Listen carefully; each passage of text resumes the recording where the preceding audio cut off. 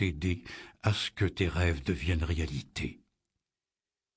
Fils, il est un précepte dont tu dois te souvenir en commençant cette nouvelle vie.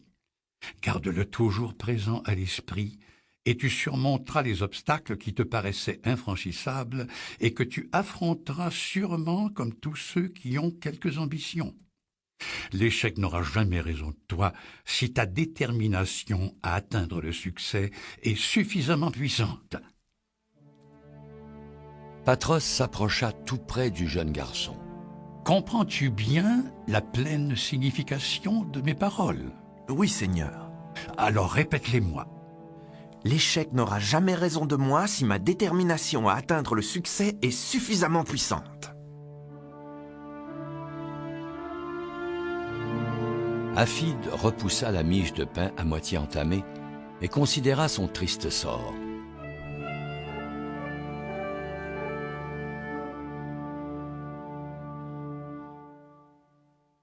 Demain serait le 4e jour qu'il était à Bethléem, et l'unique tunique écarlate dont il s'était chargé, si confiant en quittant la caravane, était encore dans son enveloppe.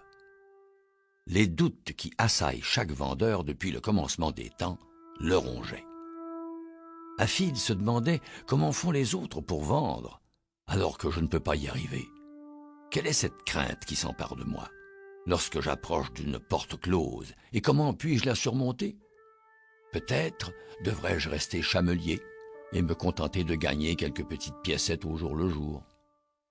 Mais ses pensées se tournèrent vers Lisha et son terrible père, Calnet, et ses doutes rapidement l'abandonnèrent.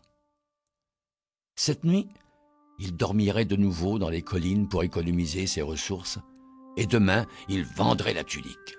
Il interpellerait tous ceux qui l'approcheraient et il pourrait très vite rentrer au Mont des Oliviers avec sa bourse bien garnie. Il étendit la main vers le pain et commença à manger tout en pensant à son maître. Patros serait fier de lui parce qu'il n'avait pas désespéré et avait surmonté son échec. Il quitta l'auberge bruyante. Afid décida de ne pas courir dans les collines cette nuit. Il resterait plutôt dans la grotte auprès de sa monture. Il était convaincu que le lendemain serait une meilleure journée.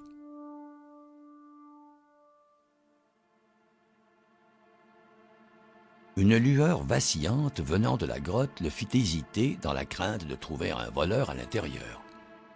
Il se précipita pourtant vers l'entrée creusée dans la pierre, prêt à confondre le coupable et reprendre ses biens. Mais, au spectacle qui s'offrit à ses yeux, il s'immobilisa. Une petite chandelle coincée dans une fissure du rocher éclairait faiblement un homme barbu et une jeune femme, étroitement serrés l'un contre l'autre. À leurs pieds, dans la pierre creusée qui habituellement reçoit le fourrage, dormait un tout petit enfant. Afid comprit que c'était un nouveau-né. Pour protéger du froid le tout petit bébé, l'homme et la femme lui avaient tous deux abandonné leur manteau, dont les plis ne dégageaient que la petite tête. L'homme hocha la tête en direction d'Afid, tandis que la femme se rapprochait de l'enfant. Personne ne parla. Puis la femme frissonna et Afid comprit que son mince vêtement offrait une pauvre protection contre l'humidité de la grotte. Afid regarda de nouveau le nourrisson. Il observa, fasciné.